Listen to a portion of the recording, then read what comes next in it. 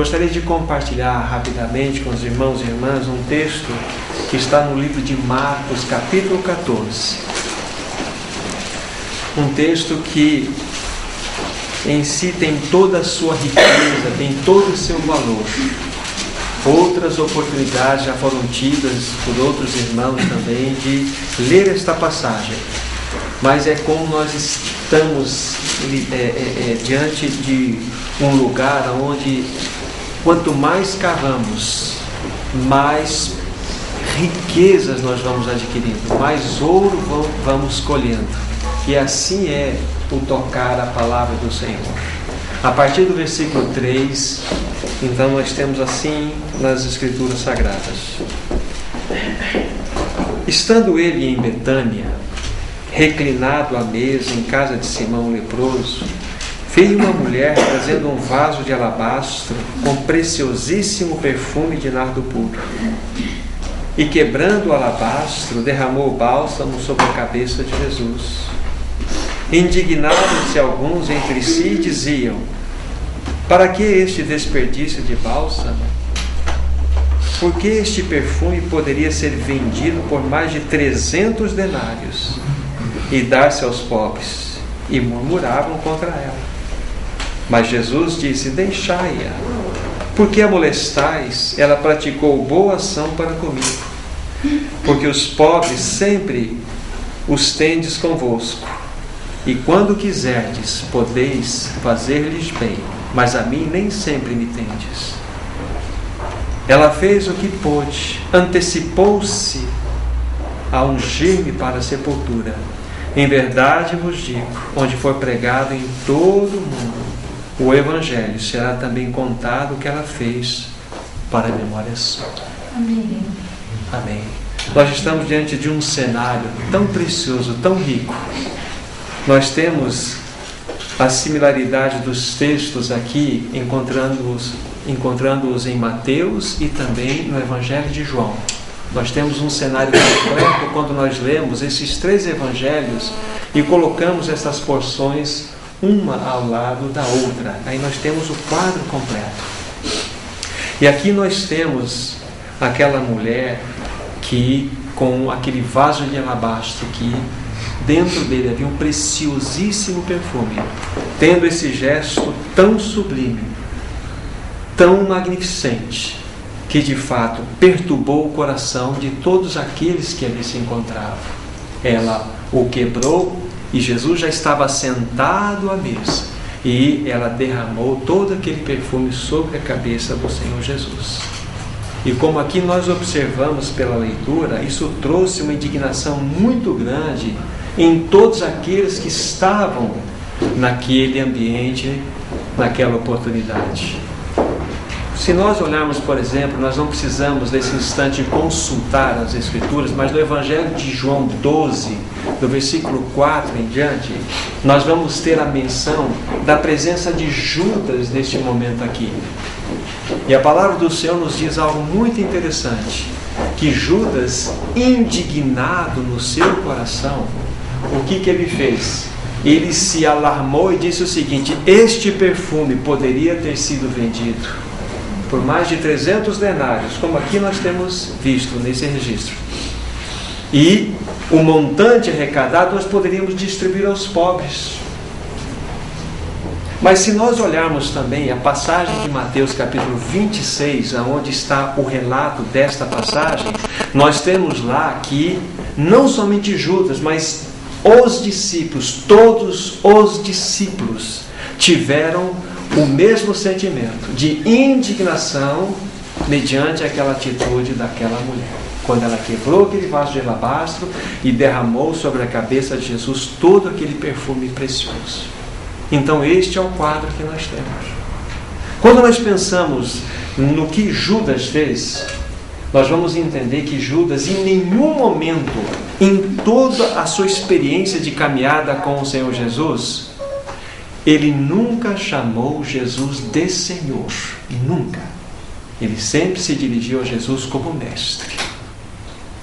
Então, diante de uma situação como esta, para Judas, tudo seria um absoluto desperdício que pudesse ser derramado à cabeça de Jesus. Até uma botija d'água seria um desperdício completo. E neste assunto, nesta situação, nesta relação, Judas representa o mundo. Representa o mundo. Jesus não representa absolutamente nada para esse mundo. Jesus nunca achou um lugar no coração deste mundo para ganhar um pouco de amor. Jesus foi sempre odiado por este mundo. Então, dentro desse quadro, nós vemos que o mundo verdadeiramente sempre rejeitou o Senhor Jesus Cristo. Eu vou fazer a menção, os irmãos podem me acompanhar em duas passagens das Escrituras. Uma está no livro de Salmos 109, os 3 primeiros, ou melhor, nós vamos ler até o versículo 5. Observe aqui que este clamor é um clamor messiânico. É um clamor feito pelo coração do Senhor Jesus, aqui nas palavras de Davi. O Salmo 109 diz assim, a partir do versículo 1 mesmo: Ó Deus do meu louvor, não te cales, pois contra mim se desataram lábios maldosos e fraudulentos. Com mentirosa língua falam contra mim. Cercam-me com palavras odiosas e sem causa me fazem guerra. Em paga do meu amor me hostilizam. Eu, porém, oro. Pagaram-me o bem com o mal, o amor com o ódio. Este é o sentimento do mundo em relação ao Senhor Jesus Cristo. O sentimento do mundo em relação ao Senhor Jesus Cristo, que nada, absolutamente nada, que se possa oferecer ao Senhor Jesus Cristo será bem-vindo, porque seria considerado um desperdício. Um desperdício. Esse é o sentimento de Judas, consequentemente o sentimento do mundo também. Mas o que mais nos chama a atenção, que este mesmo espírito que houve em Judas quando ele mostrou a indignidade dele, quando aquela mulher teve aquele gesto tão sublime, o que nos surpreende é que os discípulos do Senhor Jesus Cristo tiveram a mesma atitude, o mesmo espírito, o mesmo sentimento. Eles se indignaram diante daquela atitude tão sublime. Mas se nós observarmos aqui, olhando a passagem de origem, Marcos capítulo 14, nós vamos verificar que aquela mulher, veja bem, quando ela praticou aquele gesto, quando ela teve aquela atitude em seu coração e a realizou, ela estava dizendo uma coisa muito interessante, que ela estava doando-se totalmente ao Senhor. Observem que as pessoas estavam com o coração pensando nos outros. Este perfume poderia ter sido vendido, arrecadado os fundos e dar aos pobres. Ela estava pensando nos outros. Agora, aquela mulher não estava pensando nem nos outros, nem nela mesma. Estava pensando no Senhor. Então, o que representa esse momento para nós? Representa que somente Ele deve ter toda a nossa atenção. Somente a Ele devemos nos dirigir. Esse momento não é para mim, não é para o outro, é para Ele. É para Ele. E quando nós olhamos, por exemplo, o versículo 9, já lido, mostra-nos um registro do próprio Senhor Jesus Cristo, onde Ele disse que onde fosse pregado em todo o mundo o Evangelho, deveria ser contado também o que ela fez para a memória dela, para a memória daquela irmã. Significa o que para nós, irmãos e irmãs? Que o Evangelho não é só para salvar pecadores. O Evangelho é para produzir adoradores. Adoradores. Exatamente essa a questão. O Evangelho também é para que seja produzido adoradores.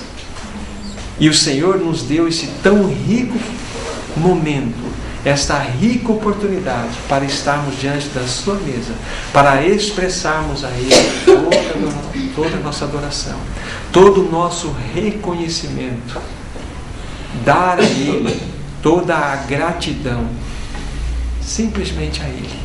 Não viemos aqui, ainda que o Senhor, na sua graça, na sua bondade, na sua majestade, no seu amor, Ele se dispensa a nós, porque isso é graça, mas nós viemos aqui para dar a Ele, para, como aquela mulher, sabe, fazer algo a Ele, nos quebrantar diante dEle, nos derramar diante dEle. Irmãos e irmãs, a pessoa mais linda desse universo é aquela pessoa que está sendo quebrantada pelo Senhor. Porque uma pessoa que está sendo quebrantada diante do Senhor e para o Senhor, ela então começa a manifestar aquilo que traz alegria, agrado ao coração do nosso próprio Senhor, o amor. Só iremos amar o Senhor de modo adequado, só iremos dar a Ele a adoração que lhe é devida, se nós formos verdadeiramente quebrados. Se os nossos vasos, todo o nosso ser, então todo o nosso ser foi quebrantado diante do Senhor, o que vai brotar de nós? Uma adoração genuína. E de uma forma maravilhosa, nesta adoração, neste movimento da adoração, nós conseguimos tocar a presença do Senhor Jesus na vida dos irmãos e das irmãs. É neste movimento. É quando nós adoramos, quando nós damos a Ele todo o louvor que lhe é devido, brotando do nosso mais profundo ser. Quando nós dizemos a Ele com toda a expressão do íntimo que nós o amamos, quando nós estamos derramados diante dEle, nós vamos poder então estar expressando o bom perfume dEle. Porque é isso que satisfaz o seu coração. Então, quando nós olhamos para essa passagem, para esta experiência tão linda, isso deve constranger o nosso coração, para que nós verdadeiramente sejamos quebrantados diante do Senhor, porque é a única forma mediante a qual nós podemos estar neste momento adequadamente louvando ao Senhor, adorando o Senhor com todo o nosso ser. Então que o Senhor, na sua infinita graça, no seu infinito amor, nos socorra, nos ajude. Que precioso é podermos ser todos aqui nós convidados dele mesmo para participarmos tanto do pão como do vinho. Isso é um privilégio para nós. E ao participarmos diante desse momento, o único modo adequado é de fato através da nossa adoração, do nosso louvor, da nossa gratidão. Esse momento pertence a Ele, não pertence a nós. Então todas as expressões, todas as leituras que nós fizermos, os cânticos que nós vamos entoar, todas estas realidades devem estar voltadas unicamente em direção a Ele, porque somente Ele é digno. Só Ele é digno de receber toda a glória, toda a honra e todo o louvor. Amém. Maravilhoso Senhor, nós te damos graças. Nós te bendizemos. Nós adoramos o teu santo e precioso nome. Como aquela irmã naquela ocasião lá em Betânia. Queremos apresentar diante de ti.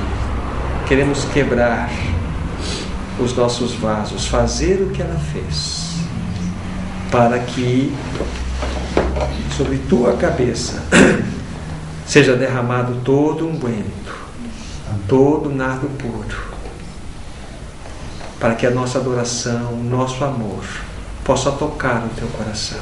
Amém. Oh, bendito Senhor, nos socorra nesta manhã. Que todo esse momento possa se constituir em algo que agrade o teu coração, que possa trazer alegria ao teu coração, pois aqui viemos para prestar-lhe esta adoração a Ti, para trazer lembrança no nosso coração, para trazer memória em todo o nosso ser, da Tua própria pessoa, de Ti mesmo e da tão grande salvação que Tu realizaste por nós naquela cruz. Graças Te damos, Senhor. Graças Te damos pelo Teu grande e infinito amor, para a Tua glória. Amém, Senhor.